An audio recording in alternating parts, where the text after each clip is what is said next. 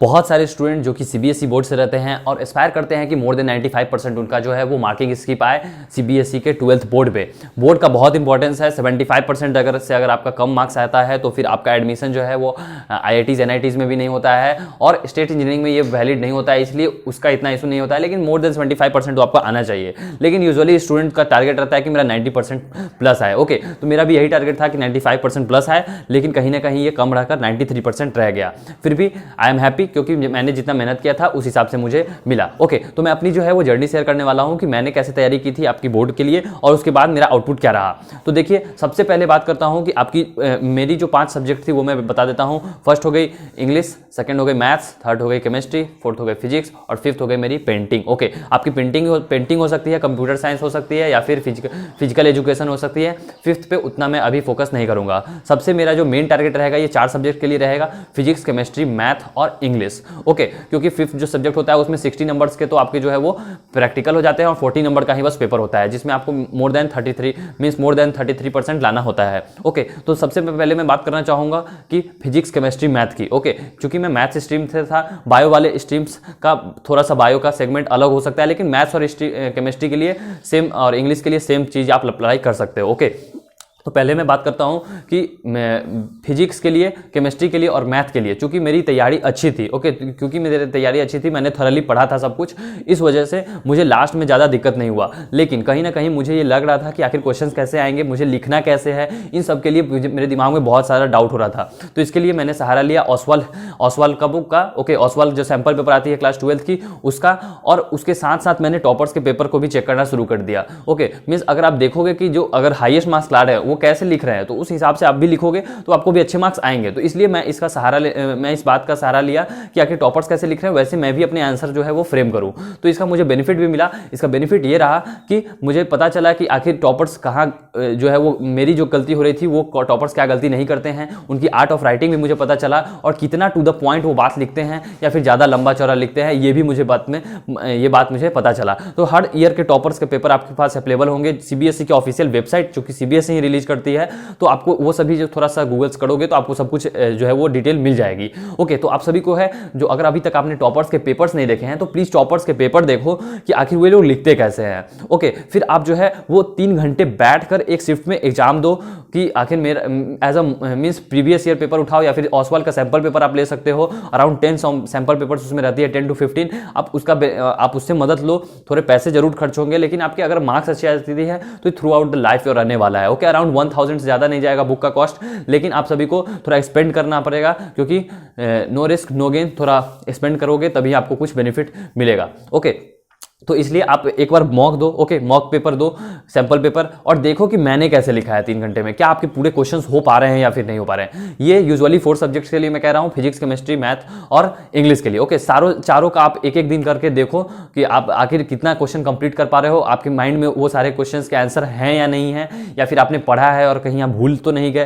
तो ये सभी चीज आपको एनालाइज करनी है, पहले ही एनालाइज करना है। अब आप बोलोगे कि मैं पहले ही क्यों करूं, मैं पहले डिवीजन करूंगा तब ये सब काम करूंगा, तो कहीं ना कहीं लेट हो जाएगा। लेकिन आपको जो है स्ट्रैटेजिकली अगर आप पढ़ाई करोगे तो आपकी अच्छी से जो मार्क्स आएगी और आपको भी कॉन्फिडेंस बिल्ड होगा। ओके, तो इसलिए मैं कहना चाहूंगा कि आप जो है वो एक मॉक टेस्ट पेपर दो, क्योंकि हाँ थोड़ा एग्जाम का डेट जरूर एक्सटेंड हुआ है, लेकिन एग्जाम तो होगा ही। ओके, तो उसके लिए प्रिपरेशन अच्छी रहे तो बहुत अच्छा बात है। ओके, तो इसके लिए आप सभी को पहले मॉक देना है, उसके बाद एनालाइज करना है कि मैंने कहां पे मिस्टेक की, उसको आप मैच करो जो कि आंसर वहां पे दिया गया हुआ है, या फिर अगर आप वैसे ही पेपर्स आप सॉल्व करना जिसकी आंसर अवेलेबल हो। ओके, आंसर जिसकी अवेलेबल नहीं हो उसको आप सॉल्व करने से जरूर बचना। ओके, तो फिर जिसकी आंसर से आप अपनी मैच करो, फिर एक ऑनेस्ट मार्किंग करो। ऐसा नहीं कि बायस्ड होकर अपने फेवर में आप सब मार्किंग करो और देखो कि आपकी कमियां क्या हैं। अगर आपको अपनी वीकनेस नहीं पता चलेगी तो आप अपना उसे स्ट्रेंथ नहीं बना पाओगे, और आपको वीकनेस ही आपको जो है वो बाद में डुबा देगी। तो इसलिए आप अपना वीकनेस और स्ट्रेंथ पे ध्यान दोगे तो शायद आपको जो है वो मैक्सिमम बेनिफिट हो और मार्किंग भी आपकी अच्छी हो। ओके, तो इसलिए मैं कह रहा हूं कि पहले आप पेपर दो, उसके बाद अपना मैच करो कि कितने आपके मार्क्स आ रहे हैं। उसके बाद क्या करना है कि जिस भी टॉपिक में आप फंस रहे होगे, ओके, जिस भी टॉपिक में आप फंस रहे होगे उसको आपको फिर से देखना है। ओके, मैं भी ऐसा क्या करता था, जो क्वेश्चन मुझसे सॉल्व हो गया उस पार्ट को मैं स्किप करता था। लेकिन सपोज किए कि कोई लॉन्ग क्वेश्चन आंसर है, ओके, और फिजिक्स का अगर बात करें तो कहीं कुछ मॉडर्न से जो है वो डिराइवेशन का क्वेश्चन है और वो मेरा अटक गया, तो फिर मैं उस सेगमेंट में फिर से जाता था, उसको रिवाइज करता था और फिर से लिखता था। ओके, जब तक आप फिर से रिवाइज करके नहीं लिखोगे तब तक आपको समझ नहीं आएगा कि मेरी गलती कहाँ हुई थी, और आपको बस हवे में बात करते रहोगे कि हाँ मेरा ये भी कंप्लीट हो गया, वो भी कंप्लीट हो गया। लेकिन ऐसा कतई नहीं है। फिजिक्स और केमिस्ट्री के लिए सेम नियम होंगे, क्योंकि केमिस्ट्री में भी कुछ आपको प्रूफ रहेंगे फिजिकल केमिस्ट्री से। ऑर्गेनिक तो टोटली आपको ऑर्गेनिक और इनऑर्गेनिक टोटली मींस रटने वाला सब्जेक्ट है, लेकिन फिजिकल में कुछ डेरिवेशन भी आपके नट्स इक्वेशन जैसे हो सकते हैं। तो इसलिए फिजिकल के लिए आप तैयारी कर ले बढ़िया से। और ये सभी जो रटने वाले सब्जेक्ट हैं यानी कि इनऑर्गेनिक और ऑर्गेनिक, इन सभी को अभी आप सभी जो है वो रटना चालू कर दे। ओके, रटना चालू कर दे। सब कहते हैं टीचर्स कि बस ये समझ के हो जाएगा, लेकिन फाइनली आपको भी पता चल जाएगा कि बिना रटे ये होने वाला नहीं है। तो बिना रटे आप नहीं पास कर पाओगे। तो इसलिए और मैक्सिमम अगर मार्क्स आपको उठाने हैं तो आपको ये बढ़िया से याद करना ही होगा। अब आप उसे याद करना कहो या फिर रटना, मैं तो उसे रटना कहता हूं। ऑलराइट, उसके बाद बात करते हैं इंग्लिश की। तो इंग्लिश का सॉरी मैथ्स की मैं पहले बात करना चाहूंगा कि मैथ्स में जो है वो यूजुअली स्टूडेंट्स का फाइनली आंसर नहीं मिलता है। ओके, तो आंसर नहीं मिलता है, लेकिन स्टेप्स भी सही होने चाहिए। अगर आपके स्टेप्स सही होंगे तो आंसर बाद में आएगा है, लेकिन कहीं कुछ माइनर मिस्टेक्स हो जाती है जिस वजह से आपका जो फाइनल आंसर है वो नहीं मैच कर पाता है। तो इस वजह से आप सभी को थोड़ा क्या करना है कि अपने स्टेप्स पे भी ध्यान देना है। हाँ, सीबीएसई में स्टेप मार्किंग होती है, इस बात को मैं मानता हूं, लेकिन अगर आपके सारे स्टेप सही रहे तो बहुत अच्छा है। तो इसलिए आप सभी प्रैक्टिस करो, आप फिर से ये सभी देते रहो, और जिस सेगमेंट में आपको वीकनेस लग रही है उस सेगमेंट को एक बार फिर से पढ़ लो।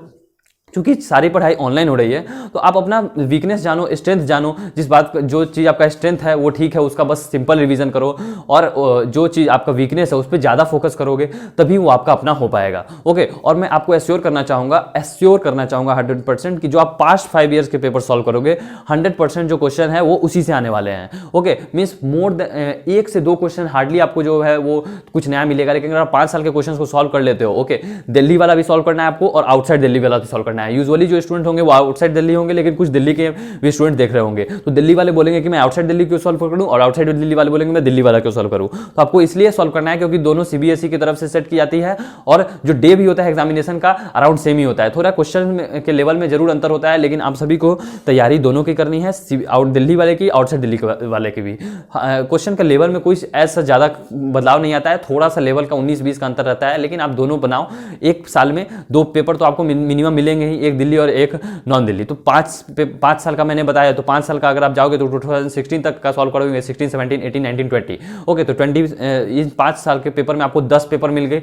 10 पेपर से आप सभी को अपना अंदाज लगाना है। उन सभी के आप बुक्स खरीद सकते हो। बुक में मैंने क्या प्रेफर किया था वो भी मैं बता दूं कि मैंने चैप्टर वाइज बुक खरीदा था। ओके, चैप्टर वाइज जो उसमें था कि चैप्टर वाइज टॉपिक वाइज उसमें दिया हुआ था, तो टॉपिक वाइज में मैंने पकड़ लिया था कि आखिर इस टॉपिक से ये क्वेश्चन आ रहे हैं, शॉर्ट क्वेश्चन आंसर, और ये अरिहंत की शायद बुक आपको मार्केट में अवेलेबल भी होंगी, तो आप उसे भी प्रेफर करना। वो बहुत अच्छी बुक है, और मुझे फिजिक्स, केमिस्ट्री में और मैथ में मैंने तीनों इसके लिए प्रेफर किया था, और इंग्लिश के लिए ओसवाल। ओके, इंग्लिश के लिए ओसवाल, चूंकि मैंने थ्रू आउट 2 साल कोचिंग नहीं की इंग्लिश की, क्योंकि मैं जेईई मेंस की तैयारी कर रहा था, तो इस वजह से मैंने जो इंग्लिश है वो एक हमारे सर थे, उनसे मैंने नोट्स बस ले लिया था, और उसे ही याद करके और समझ के इंग्लिश में अच्छे खासे मार्क्स फिर भी 86 नंबर मेरे इंग्लिश में आए थे। वहीं अगर मैं बात करूं तो मेरी फिजिक्स में 95 और मैथ्स में 95 और केमिस्ट्री में 93 और पेंटिंग में 96 मार्क्स, तो ये मेरी मार्क्स कुछ रही थी। और ये जो मेरे सबसे खराब मार्क्स थे वो इंग्लिश में ही थे, लेकिन फिर भी आप समझ सकते हो कि 2 महीने में मैंने तैयारी करके इंग्लिश में 86 मार्क्स ले आया, और पेपर जो है वो इंग्लिश का वो भी 100 मार्क्स का होता है। यूजुअली अगर मैं बात करूँ केमिस्ट्री, फिजिक्स और मैथ की तो ये 70 मार्क्स की होती है, लेकिन इंग्लिश की पेपर आपकी 100 मार्क्स की होगी। तो इंग्लिश कहीं ना कहीं थोड़ा सा टफ हो जाता है, तो इंग्लिश पे भी आप सभी को फोकस करना है, क्योंकि आपको यहाँ पे प्रैक्टिकल होने वाली नहीं है। तो इंग्लिश का भी अगर आप प्रैक्टिस नहीं करोगे तो फिर आपको पता नहीं चल पाएगा कि आखिर क्वेश्चन कैसे आ रहे हैं और आपको करना क्या है। और आर्ट ऑफ राइटिंग आपको मैंने बता दिया कि टॉपर्स के पेपर से आपको हेल्प लेना है। तो आई होप कि आपको ये सभी बात समझ में आई होगी। फिर भी अगर कोई डाउट आती है तो कमेंट बॉक्स में जरूर लिखना, और chapter wise solution, chapter wise जो बुक आती हैं उनको आप फॉलो करो। उनको नहीं फॉलो करोगे तो कहीं ना कहीं बहुत बड़ा लॉस आपको हो सकता है। तो आई होप कि आपको समझ में आया होगा। फिर भी कोई डाउट होती है तो you can ask in the comment box. Thanks for watching the video. Have an awesome day.